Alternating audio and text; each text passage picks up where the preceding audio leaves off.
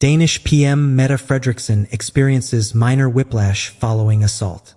Police detain suspect and launch investigation into Kultorvet Square incident that left Prime Minister shocked. Danish Prime Minister Mette Frederiksen sustained a minor whiplash injury after being assaulted by a man in central Copenhagen. According to her office, the 46-year-old Prime Minister was shocked by the incident, which occurred on Friday evening in Kultorvet Square, her office stated initially. In an update on Saturday, the office reported that Frederiksen had been taken to Rigshospitalet for a medical evaluation following the assault. The assault resulted in a minor whiplash injury, the statement read, adding that the Prime Minister was otherwise safe but shaken, and that her Saturday schedule had been cancelled.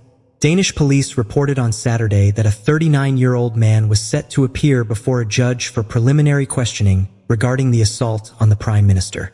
The man was scheduled to be brought before the Copenhagen City Court for questioning around 1 p.m., but police declined to provide further details.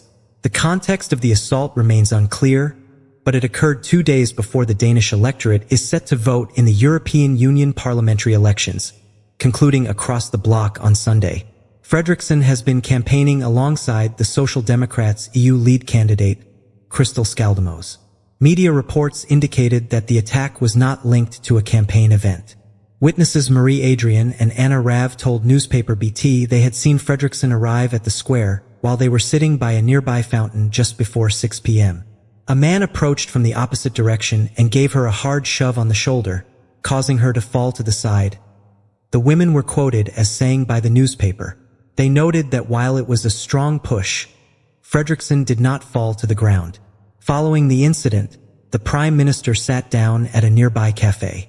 The witnesses described the assailant as tall and slim, and said he attempted to flee but was quickly apprehended and subdued by men in suits.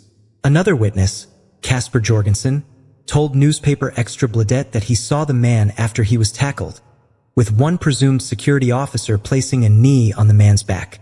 They had restrained him, and as he lay there, he looked confused and a bit dazed, Jorgensen told the newspaper. A resident told Reuters news agency that Frederiksen was escorted away by security following the assault. She seemed a little stressed, said Soren Kiergaard, who works as a barista in the square. News of the assault was met with shock and condemnation from politicians within Denmark and abroad. European Council President Charles Michel expressed his outrage at the assault, while European Parliament President Roberta Metsola encouraged Frederiksen to keep strong, adding in a post on X that violence has no place in politics. EU Commission President Ursula von der Leyen also condemned the assault, describing it as a despicable act which goes against everything we believe and fight for in Europe, in a social media statement. Swedish Prime Minister Ulf Kristersson stated that an attack on a democratically elected leader is also an attack on our democracy, while French President Emmanuel Macron called it unacceptable and wished Frederiksen a speedy recovery. In 2019, Frederiksen became Denmark's youngest prime minister and retained her position after winning the 2022 general election. I must say that it shakes all of us who are close to her, Danish Environment Minister Magnus Heunicke said on social media. Something like this must not happen in our beautiful, safe, and free country. Violence against politicians has become a prominent issue leading up to the EU elections. In May, a candidate from Germany's Social Democrats was beaten and seriously injured while campaigning for a European Parliament seat. In Slovakia, the election campaign was marred by an assassination attempt on Prime Minister Robert Fico on May 15th, causing widespread alarm throughout the country and Europe.